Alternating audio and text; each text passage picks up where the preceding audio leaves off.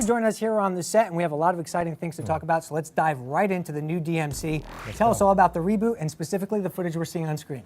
Okay, so the footage we're showing, it has been seen before, but what the difference this time around is that we're actually letting people play the game who haven't played the game, who aren't press, for example. Okay. So the game's still quite away from being released, January the 15th, but we're hoping that when people get their hands on, they'll see what the game is all about, that it's not, that it is effectively Devil May Cry in essence, and it's added something new to the series. Well, what has it added that is new? Well, first off, it's not developed in Japan. That's the first biggest difference. Capcom Japan came to us at Ninja Theory to kind of reinvent Devil May Cry, do a different take on it. So it's not in the same timeline. Right. It's like it's like when Batman, I guess, the Christopher Nolan Batman, or at least, you know, if we do our jobs right, that's what it will be like right. A reimagining of that whole universe.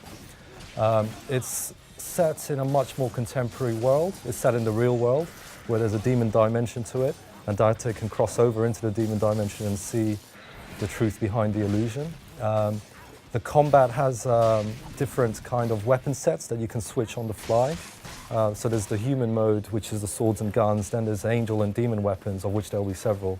And all of these you can switch on the fly. Right. And there's a traversal element that we've added, which traditionally hasn't really been in Devil May Cry. Right, so from a gameplay perspective, you're mixing it up a little bit. It's a very cinematic experience. Was that a focal point for you guys here again with this franchise? Yeah, it's kind of what we're known for. One thing we wanted to do to the series was imagine it as a movie. If it was a movie, what would it look like? Things like the demon doors appearing that lock you into a fight. How do you explain that?